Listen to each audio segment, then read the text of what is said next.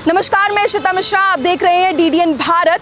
विपक्ष करता रहा लगातार विरोध, लेकिन इलेक्शन कमीशन ने जारी कर दी लिस्ट। आइए जानते हैं पॉलिटिकल एनालिस्ट अमित श्रीवास्तव से कि उनका क्या कहना है विपक्ष की झूठी राजनीति, फेक न्यूज़ पर। अमित श्रीवास्तव से जानते हैं कि बिहार पॉलिटिक्स पर क्या होगा आगे। देखिए, आपने कहा कि क्या होगा आगे, क्यों नहीं होना चाह रहा था आगे, और क्यों बिहार को वो पिछले 2003 के पहले की सूची में रोकने का प्रयास विपक्ष कर रहा था। उसका सबसे बड़ा भंडाफोड़ हुआ कि बिहार के विपक्ष के सबसे बड़े नेता और खुद को मुख्यमंत्री बनाने के लिए अपना कुर्ता सिलवा के बैठे हुए तेजस्वी यादव जी, उनका ही 2 जगह नाम है। और देखिए कितना फरेब है, अगर तेजस्वी यादव का 2 जगह नाम है तो उनके नाम पे लाठी डंडा और तेल पिलावन डंडा घुमावन करने वालों का कितना नाम होगा, और वो कितने अब्दुल होंगे जो किशनगंज, अररिया, पूर्णिया, जहाँ पर आधार कार्ड जनसंख्या से 126% ज़्यादा है, वहाँ पे कितने लोगों का कितना बार नाम होगा, इस बात का खुलासा हो गया। तेजस्वी यादव के झूठ फरेब जो वो राजनीति पिछले 1 महीने से करते आ रहे थे, वो झूठ और फरेब उसी समय खारिज हो गया जब पटना पुलिस ने, उनके पटना प्रशासन ने उन्हें मुंह पे मारा कि ये देख तुम्हारे झूठ और ये रहा तुम्हारा सच। तो जो एपिक कार्ड तेजस्वी यादव ने दिखाया, एपिक नंबर ने दिखाया, वो फ्रॉड, जो कार्ड है वो फ्रॉड। आपको नोटिस हो गया तेजस्वी यादव जी कि आप एक फरेब करना चाह रहे थे, और उस फरेब को रोकने के लिए जब चुनाव आयोग सामने आता है तो उसके बाद आप कहते हैं कि चुनाव आयोग गलत है। चुनाव आयोग को राहुल गांधी बम फोड़ रहे हैं, 5 अगस्त को बम फोड़ेंगे, एटम बम फोड़ेंगे। अच्छी बात है कि आप एटम बम फोड़ने जा रहे हैं राहुल गांधी जी। तिथि आपने चुनी 5 अगस्त, क्योंकि 5 अगस्त यानी राम मंदिर, 5 अगस्त यानी 370। भारत सरकार ने जो पाकिस्तान पे बम फोड़ा था, आप आ रहे थे, इलेक्शन कमीशन गायब हो जाएगा, कहीं नहीं दिखेगा। राहुल गांधी और विपक्ष के तमाम नेताओं को बता देना चाहता हूं कि इलेक्शन कमीशन कोई अलग से संस्था नहीं होता है। आपके बूथ में रहने वाले मास्टर साहब ही होते हैं इलेक्शन कमीशन, जिसको आप BLO कहते हैं। आपका BDO, आपका SDM जो रिटर्निंग ऑफिसर होता है, आपके जिलाधिकारी, और उसके ऊपर राज्य निर्वाचन अधिकारी, और उसके ऊपर चुनाव आयोग, मुख्य चुनाव आयुक्त और 2 चुनाव आयुक्त, कुल मिलाकर आपके घर पे 24 घंटे जो जिनके लाभार्थी हैं आप, जिनके योजनाओं से आप जुड़े हुए थे, वही चुनाव आयोग है। तो ये क्या कहना चाहते हैं, गायब हो जाएगा जिलाध्यक्ष, जिलाधिकारी। राहुल गांधी कहते हैं सारे जिलाधिकारी गायब हो जाएंगे, सारे BDO गायब हो जाएंगे, सारे SDO गायब हो जाएंगे, वो मास्टर साहब जो BLO हैं वो गायब हो जाएंगे, जो मतदाता कर्मी है, वो जो सरकारी कर्मचारी तो मतदाता कर्मी होता है, वो गायब हो जाएंगे। लेकिन विपक्ष कहता है कि इलेक्शन कमीशन पूरा मोदी भक्त है, मोदी हाईजैक्ड है, BJP हाईजैक्ड है, और हर चीज़ विपक्ष के खिलाफ ही हो रही है। तो इस पर क्या राय है आपकी? वो इसलिए कह रहा है क्योंकि तेजस्वी यादव का 2 जगह नाम है तो उसका रहना चाहिए। इलेक्शन कमीशन कौन होता है? तेजस्वी यादव के 2 जगह से नाम काटने वाला। और अगर किसी चीज़ को सही करने के लिए कोई आ रहा है तो ये मोदी भक्त है, इसका मतलब मोदी भी कुछ अच्छा कर रहे हैं, इसीलिए इनको पीड़ा हो रही है। अगर इलेक्शन कमीशन एक व्यक्ति का, मृत व्यक्ति, कुल 65 लाख वो व्यक्ति जो वहाँ है नहीं, चाहे वो मृत अवस्था में हो, चाहे वो वहाँ रहते नहीं हो, या 2 जगह नाम बनवा करके रखे हुए हैं, ऐसे लोगों का नाम अगर काट रहा है तो यानी वो कोई सुधार कर रहा है चुनाव आयोग, तो इससे तकलीफ हो रही है विपक्ष को। तो क्यों समझिए कि लालू यादव हमेशा कहते थे कि हमारी सरकार वैसे कब क्यों बनेगी, जिन्न निकलेगा। वो वोटर वैक्स से जिन्न निकलता था, और वो जिन्न जो था, वो जिन्न ये होता था कि कोई जा कर के बैलेट बॉक्स पर पेशाब कर देता था, कोई सब्जी का तेल डाल देता था, कोई स्याही डाल देता था, और वही स्याही जो अंगुलियों में लगाया जाता था वो डाल दिया जाता था, और जिन्न निकाला जाता था। और जिन्न निकाल करके 15 साल तक बिहार में राज किया। वो अब वो जिद छोड़ो, बड़े बड़े जिन्नातों को जब चुनाव आयोग ने वोटर लिस्ट से बाहर निकाल दिया तो इनकी पीड़ा हो रही है कि अरे मेरे जिन्नातों को क्यों निकाल दिए। जो यहाँ वोट करता था और गाड़ियों में भर भर करके दूसरे जगह फिर वोट करता था और दोनों जगहों से राजद के कैंडिडेट को जिता दिया जाता था, ऐसे जिन्नातों को जब चुनाव आयोग बंद करने लगा तो इनको पीड़ा होने लगी है। चुनाव आयोग ने जो जाल फैलाया था उसमें हम सोचे थे बिहार के सब मतदाता समझ जाएंगे कि जो इलेक्शन कमीशन का जाल था उसमें फंसेगी छोटी पोठिया मछली, रेवा मछली, लेकिन यहाँ तो बड़ा बड़ा घड़ियाल पकड़ा जा रहा है। जो सांसद गए थे सुप्रीम कोर्ट एसआईआर बंद कराने के लिए, सूत्र बता रहे हैं, और सूत्र वो जो पार्टी के कार्यालय के में बैठने वाले लोग होते हैं वही सूत्र होते हैं, कोई पत्रकार नहीं होता है। तो जिनको ये मूत्र कह रहे थे तेजस्वी यादव, वो आपके पार्टी के नेता होते हैं। तेजस्वी यादव थोड़ा सा पढ़ाई लिखाई के पे ध्यान दे दे तो जो ज़्यादा बढ़िया होता। तो अपने पार्टी के नेता कार्यकर्ताओं को मूत्र मत बोलो, आपके लिए वो होंगे मूत्र और वेस्टेज, क्योंकि आप तो अपने राजा के बेटा हैं, आपको तो लालू यादव के बेटा हैं, कार्यकर्ता तो लाठी खाएंगे। लालू यादव से बात आई, लालू यादव से मुझे एक और बात याद आई कि लालू यादव ने बोला है कि तेजस्वी यादव को कोई माई का लाल नहीं हटा सकता, आएंगे तो तेजस्वी यादव ही। कहाँ पार्टी में आएंगे? पहले तेज प्रताप यादव से कहवा दो यही बात। लालू जी आप तेज प्रताप यादव से कहवा दीजिए। खैर मैं वही बात पे आता हूँ कि जब चुनाव आयोग में मैंने सोचा था छोटी पोठिया मछली पकड़ाएगी, यहाँ घड़ियाल पकड़ा गया। जो सांसद सुप्रीम कोर्ट गए थे एसआईआर के विरुद्ध, उनकी पत्नी का 2 जगह नाम, तेजस्वी यादव का 2 जगह नाम, और कई जिन्नात जो मर चुके हैं वो भी वोट डालने आ जाएंगे। तो ऐसे लोगों को जब सुधार करने की आवश्यकता थी तो ये लोग पीड़ा होने लगे। और फिर मैं राहुल गांधी पे आता हूं कि 5 अगस्त जब कश्मीर को सुधारा गया, भारत के संविधान को सुधारा गया और आरक्षण को सुधारा गया, कश्मीर में आरक्षण लागू कराया गया, तो फिर कहा गया 5 अगस्त गलत कर रहा है मोदी। इसलिए इस देश में जो कोई अच्छा करेगा वो मोदी भक्त हो जाएगा। इसका मतलब है कि मोदी अच्छा काम कर रहे हैं, ये बिहार की जनता भी देख रही है। क्योंकि 15 वर्षों का वो सुशासन जो था, वो 15 वर्षों का वो जो सुशासन था, जंगल राज पर क्या कहेंगे? जंगल राज जो 15 साल का जो सुशासन था, उस 15 साल का सुशासन को अगर जंगल राज से जोड़ करके देखिए तो फिर ये लगेगा कि अमित श्रीवास्तव यहाँ दिल्ली में इसलिए धूल खा पा क्योंकि हमें डर था, हमारे पूर्वजों, हमारे परिवार वालों को डर था कि हमारा बेटा अगवा ना हो जाए लालू के राज में। आज अपने बेटे की चिंता है। क्यों चिंता है? उस बाप की भी चिंता करो जिसके बेटे पे तेजाब डाल करके आपके नेता ने जला दिया था। आपको अपने बेटे की चिंता है तो उस गौतम जी का और शिल्पी का भी चिंता करो, लालू जी, जिनका बलात्कार करके आपका उसके हत्या कर दी गई और उसके कपड़ों पे सीमेंट मिला, आपने जांच नहीं होने दिया। क्या बात करेंगे आप लालू यादव जी की? 15 वर्षों तक छत पर अगर सोया रहता था बच्चा ना, तो घर में आंगन में लोग रात भर जग करके रहते थे कि छत से अगवा ना कर ले। दूल्हा अगवा हो जाता था बारात से क्योंकि दूल्हा के पास कोई पैसा आया होगा अगवा। अरे डीएम की वाइफ नहीं बचती थी, वो लालू यादव को बेटे की चिंता होने लगी। अपना पोता का जन्म मनाते हैं, कितने बच्चों को अनाथ करके रखा, बथानी टोला में से लेकर के बाथे तक, टिकानी से लेकर के भागलपुर तक, हर जगह इनका एक षड्यंत्र चलता रहा कि बिहार के लोगों को इतनी दहशत में रखो ताकि अपना बेटा का सुधारना है। अपने बेटे का भविष्य सुधारने के लिए लालू यादव ने इतने पूरे देश का, बिहार में जहाँ भी बिहारी थे उनको लज्जित किया, अपने बेटे के भविष्य को बनाने रखने के लिए पूरे बिहार का भविष्य तबाह कर दिया। और आज कहते हैं कि आएगा तेजस्वी यादव ही। मैं तो कह रहा हूं कि अभी एनआईएएस का एग्जाम का पेपर चल रहा है, फॉर्म चल रहा है। एक अच्छे पिता के तरह लालू यादव जी आज अपने बेटे का अगर भविष्य सुधारना चाहते हैं तो उनको 10वीं का फॉर्म भरवा के पहले एग्जाम दिलवा करके 10वीं पास करवा दीजिए। पर विपक्ष तो ये भी कह रहा है कि नीतीश कुमार के राज में ऐसा क्या बिहार का प्रोग्रेस हो गया? क्योंकि पलायन तो अभी भी करना पड़ रहा है लोगों को, बच्चों को एजुकेशन के लिए दूसरी स्टेट जाना पड़ रहा है, लोगों को मजदूरी करनी पड़ रही है स्टेट में, लेकिन अपनी स्टेट में बिहार में उन्हें जॉब नहीं मिल रही है। नीतीश की सरकार में ऐसा पलायन क्यों हो रहा है दोबारा? आज भी वैकेंसी आई है और लगातार आई है। हम उस दौर से निकले हैं ना। सवाल ये है कि हमारे तरफ 2 ही विकल्प हैं, एक तेजस्वी यादव, एक नीतीश कुमार, यानी एक एनडीए और एक महागठबंधन।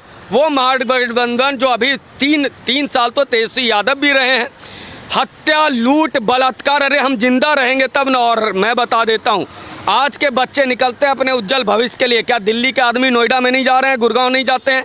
हम आज निकल रहे हैं अपने उज्जवल भविष्य के लिए। कोई व्यक्ति ये कह सकता है कि किसी राज्य का चाहे कितना भी समृद्ध हो वो पलायन, वो दूसरे राज्य नहीं जा रहा हो, लेकिन लालू के राज में पलायन का एकमात्र कारण था भय और भूख। आज नीतीश के राज में कम से कम ये नहीं कह सकता कि भय और भूख के कारण हुआ है। आज लड़कियों को, नीतीश कुमार का जो मॉडल था शिक्षा में को लड़कियों को जोड़ने का, स्कूल पोशाक, उसको यूएन अपने साथ जोड़कर उनके नीतीश कुमार की जो स्कीम थी, साइकिल दो, पोशाक दो, भोजन दो, ताकि बच्चियों को पढ़ाओ, ये मॉडल को यूएन स्वीकार कर रहा है। तो ये बताइए कि किसकी सरकार हमें देखनी चाहिए, किसकी तरफ हमें मुख करना चाहिए। बिहार का मैं तो मतदाता हूँ। ये बड़े चिल्ला रहे थे गरीबों का नाम कट जाएगा, पिछड़ों का नाम कट जाएगा। अरे मैं तो खुद बिहार का वोटर हूँ, मतदाता हूँ, मुझे कोई दिक्कत नहीं हुई क्योंकि मेरे पिता का नाम 2003 में वोटर लिस्ट में था। अगर जिनके पिता का नाम वोटर लिस्ट में 2003 में था उनको कोई समस्या होने वाली नहीं है। जब मुझे समस्या नहीं होने वाली थी तो मेरी पत्नी जो दिल्ली की पली बड़ी है उनको भी समस्या नहीं हुई। मेरे एपिक नंबर पे उनका बन गया, पिताजी के एपिक नंबर पे मेरा बन गया। तो इस ढंग से हमारे लिए समस्या नहीं है। हाँ, मेरे पिता अगर बांग्लादेश से आए होते तो समस्या आई होती, तो पीड़ा होती।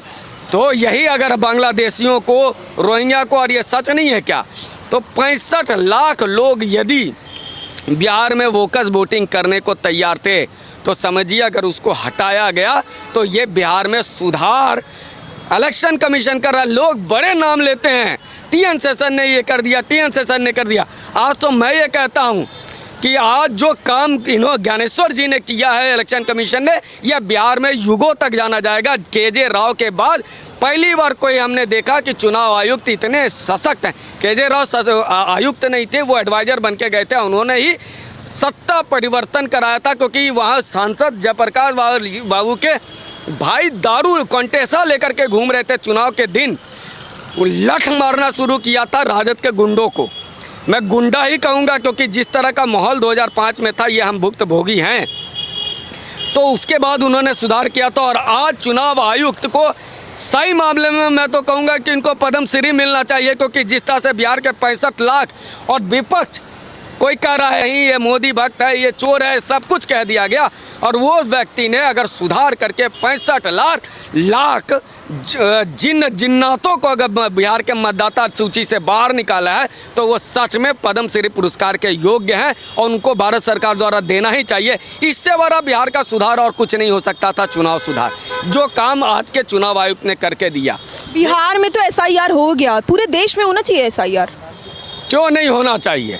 जब बिहार में एक 13 करोड़ की आबादी में 65 लाख वो बोकस वोटर हैं, तो बंगाल में सोचो, वहाँ जहाँ केंद्रीय मंत्री पे हमला होता हो, बाबुल सुप्रियो घर में दुबक जाता है, बाद में TMC ज्वाइन कर लेता है, वैसा अगर केंद्रीय मंत्री के साथ होता हो, डॉक्टर के साथ रेप होता हो और डॉक्टर के रेप को तोड़ने के लिए, साक्ष्य मिटाने के लिए 6000 की भीड़ पहुंच जाती है, अर्जीकर में हमला कर देती है, तो समझो बंगाल में क्यों नहीं होना चाहिए। दिल्ली में हमने देखा ना, एक आदमी हिंदू है, उसके घर में 65 मुस्लिमों का नाम आ गया। कैसे आ गया? ये तो प्रेस कॉन्फ्रेंस करके सामने लाया था सचदेवा जी ने दिल्ली में। वो सुधार हुआ, केजरीवाल आउट। बिहार में सुधार हुआ है, तेजस्वी आउट। बंगाल में सुधार होगा, जो भाई अपना साथ है, जनता जिसके साथ आएगी वो आएगा, नहीं आएगा तो नहीं आएगा। लेकिन सवाल ये है कि आखिर बांग्लादेशी, रोहिंग्या और ये जिन्नात जो हैं, ये मतदाता सूची में क्यों रहे, जो 65 लाख जिन्नात थे बिहार में। और विपक्ष तो कह रहा है इनका भी वोट काटा जा रहा है, ऐसे सारे वोट कट जाएंगे। एक आदमी ने ये नहीं कहा कि मैं जीवित हूँ, मेरा वोट कट गया। तेजस्वी यादव ने कहा मेरा वोट कट गया क्योंकि आपका 2 जगह था और एक जगह से कटा है, दूसरी जगह आप हैं दिग्गा में, आप जहाँ रहते हैं संजीव चौरसिया जी विधायक है, संजीव जी, वहाँ पर आप वोट डालने जाते हैं, वहाँ पर आप हैं। दूसरे जगह का आप राघोपुर का बना करके रखिएगा, कहीं बना के रखिएगा, तो वो तो कटेगा ही कटेगा। तो इसलिए एक कोई व्यक्ति ने आज तक इतने दिनों में नहीं बताया हमें पीड़ा हुई या मेरा वोटर लिस्ट से नाम कट गया। सामने लाओ ना, सुप्रीम कोर्ट ने कहा था 15 आदमी लेकर के आओ, मैं SIR रोक दूंगा। 15 आदमी पूरे बिहार में नहीं मिला, 15 करोड़ में 15 व्यक्ति नहीं मिला। ये तमाचा है इनको, और ये झूठ भरम बकवास की राजनीति जो राहुल गांधी करते हैं, आज सुप्रीम कोर्ट ने मारा है ना तमाचा, दूसरी नहीं, तीसरी नहीं, चौथी नहीं, 5वीं बार मारा है। सबसे पहली बार सावरकर पे सुप्रीम कोर्ट ने कहा कि अगर ऐसी बात दोबारा करोगे तो मैं स्वतः संज्ञान लूँगा। राहुल गांधी सरेंडर कर गया सावरकर के मामले पर। सेना का विरोध किया, सुप्रीम कोर्ट ने कहा कि अपने मुंह जबान बंद करके रखो, ये तरीका नहीं है। मोदी के सरनेम के नाम पर कहा था ये बैड टेस्ट है। एमपी एमएलए कोर्ट में अभी वो पेशी कर रहे हैं लखनऊ में, तो आपको बकवास करते हुए जाएंगे और ये कहेंगे राहुल गांधी संवैधानिक पद पर। अरे संवैधानिक पद पे नहीं होते हैं, विपक्ष का नेता संसदीय पद पे होता है, सार्वजनिक संवैधानिक पद नहीं है। संविधान में कोई विपक्ष का नेता नहीं होता है।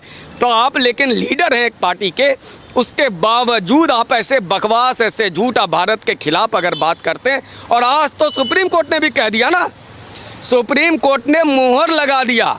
अब कोई भी बोलेगा कि राहुल गांधी देश के विरुद्ध बोलते हैं तो कोई कह नहीं सकता है कि आप ये राहुल गांधी का अपमान करते हैं, क्योंकि सुप्रीम कोर्ट ने कहा कोई सच्चा भारतीय ऐसी बातें नहीं कह सकता। अच्छा, अपने देश में तो वो करते ही करते हैं अपने भारत के खिलाफ बात, लेकिन दूसरे देशों में भी जाकर वो भारत के खिलाफ कुछ ना कुछ बोल ही देते हैं और उसकी वजह से सुर्खियों में भी छा जाते हैं। एक सच्चा भारतीय कभी ऐसी भारत के विरुद्ध, भारत के सेना के विरुद्ध, भारत के सम्मान के विरुद्ध नहीं बोल सकता। जब सुप्रीम कोर्ट ने ये बातें कह दी, और यही बात चाणक्य ने कही थी, और उन्हीं चाणक्य के उसी बात का हवाला देकर नेहरू जी, सरदार पटेल, अंबेडकर जैसे बड़े नेताओं ने इंदौर में राजा को अपने एक बच्चे को राजकुमार घोषित करने नहीं दिया था। आप लोग पता कर ले, मैं ज़्यादा नहीं बोलूँगा। जो बात चाणक्य ने कहा और जो बात आज सुप्रीम कोर्ट ने मोहर लगा दी कि कोई सच्चा भारतीय भारत का विरोध नहीं कर सकता है। तो इसके अलावा विदेश में जाकर के कहना, तो फिर वो तस्वीर भी सामने आ जाती है कि किनके साथ इनका समझौता था। वो तस्वीर भी सामने आ जाती है कि जब हम गलवान से लेकर डोकलाम तक हम चीन से लड़ रहे थे और ये गुपचुप जाके चीन के अधिकारियों से मिल रहे थे। इतना प्रेम क्यों है? आप चीन से, उसी चीन से जो जिसके साथ आपने आरोप लगाया कि वो भारत के अंदर घुसे हुए हैं, उसके साथ गुप्त समझौते छोड़िए, आप जाके उनके लोगों से मिलते हैं और उनकी बातें करते हैं। सही क्वेश्चन पूछा है सुप्रीम कोर्ट ने कि राहुल गांधी जी, आप ये तो बताइए, आपको कैसे पता चला कि चाइना घुस गया है? भारत सरकार ने नहीं कहा, चाइना ने नहीं कहा, चाइना के प्रोपगंडा ने कहा। इसका मतलब आप चाइना का प्रोपगंडा फैला रहे हैं। सुप्रीम कोर्ट ने ये कहते हुए कहा कि सच्चा भारतीय ऐसा नहीं कह सकता है। समझिए राहुल गांधी जी, आपकी राष्ट्रीयता पर सुप्रीम कोर्ट ने आज ठप्पा लगाया है कि आपका संदेह वाला ठप्पा। तो अगर आज भारत की जनता आपको संदेह की निगाह से देखे तो कोई इसमें बुरी बात नहीं होगी। सुप्रीम कोर्ट ने ये भी कहा है, संसद में क्यों नहीं चर्चा करते हो? ऐसे उंगली उठा रहे हो, सरेआम संसद में चर्चा करने का विषय है ये। तो संसद में चीन का प्रोपगंडा नहीं चलेगा ना। यहाँ तो चीन का प्रोपगंडा फैलाना है, भ्रम फैलाना है। जॉर्ज सोरोस अगर फंडिंग करेगा तो भारत में संसद पे चर्चा के लिए फंडिंग करेगा क्या?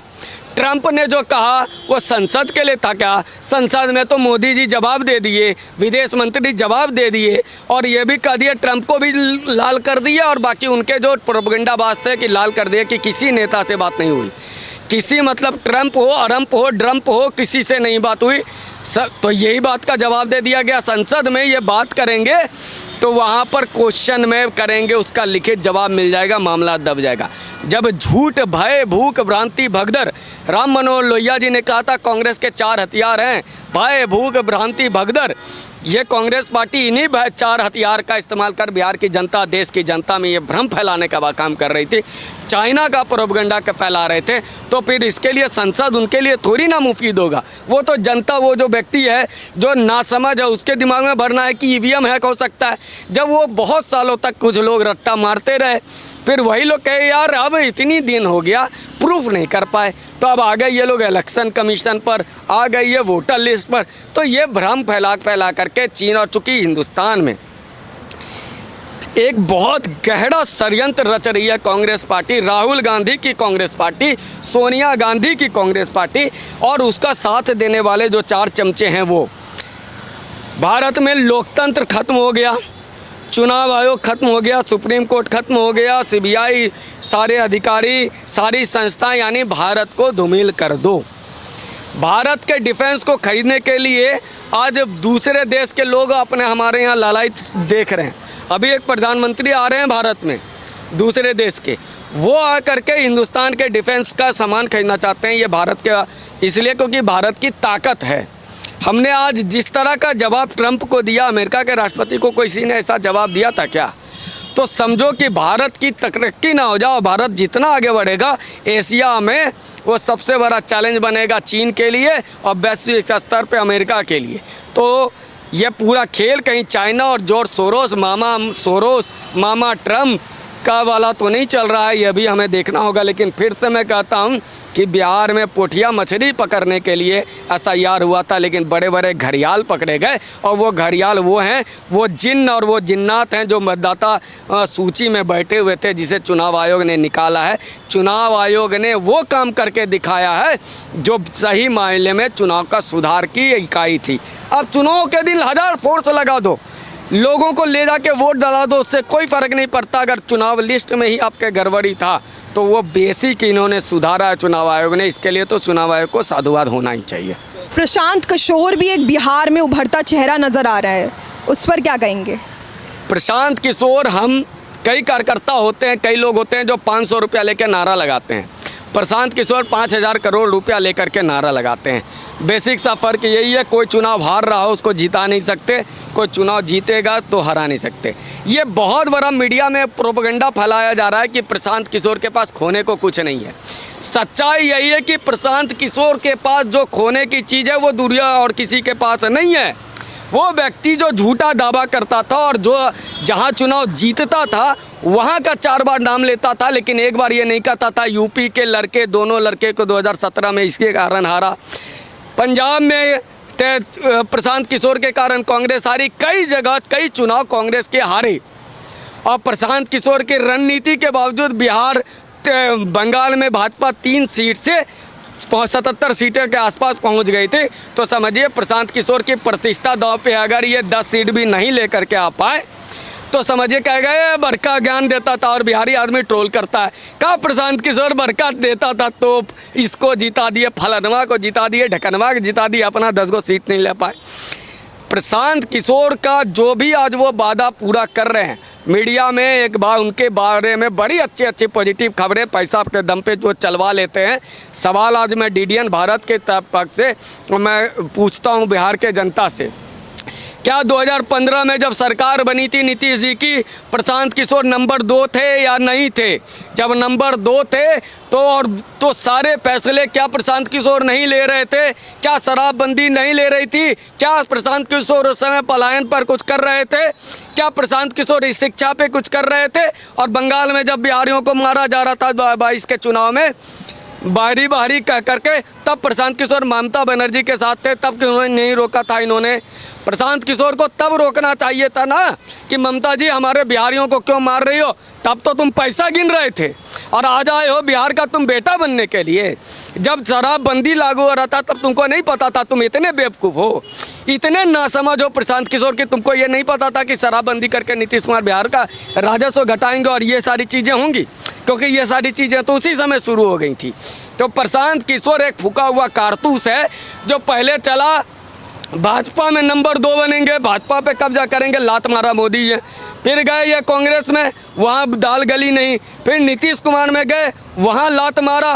ममता बनर्जी गए, फुआ भतीजा को लड़वाना चाहे, वहाँ से लात खाए। ये लात खाए हुए प्रशांत किशोर बिहार में आए हैं कि हम लात खाने वालों को बचाएंगे। अरे बिहार का पलायन को रोकना क्या?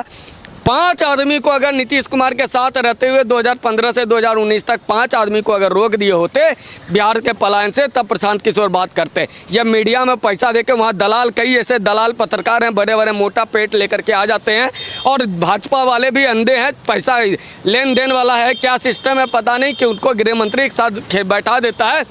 ऐसे पत्रकार दलाली कर सकते हैं। एक जो बिहारी है जिसने प्रशांत किशोर को ढंग से देखा है कि बिहार प्रशांत किशोर ने सिर्फ क्षेत्रवाद के नाम पर अपनी इमेज बनाई और पैसे के दम पे इमेज बनाया अपना मीडिया में, वरना रजत शर्मा जी को आधे घंटे का शो नहीं चलाना पड़ता इंडिया TV पर सिर्फ प्रशांत किशोर के लिए। तो समझिए ये 3% भी वोट प्रशांत किशोर नहीं ला पाएंगे अपने दम पर। कैंडिडेट इनके अच्छे होंगे क्योंकि BJP और JDU के जो जले फूके लोग होंगे उधर से टिकट लेंगे और इस कारण से वो अपने दम पे लेते हैं। वो बड़े नेता, प्रशांत किशोर कोई बड़ा फैक्टर नहीं है। विपक्ष झूठी खबरें फैलाता है या नहीं फैलाता है, सर ने एक एक वैलिड पॉइंट के साथ बताया हमें। तो ऐसी तमाम खबरों के लिए, तमाम इंटरव्यूज़ के लिए मेरे साथ बने रहिए। मैं इशिता मिश्रा, DDN भारत।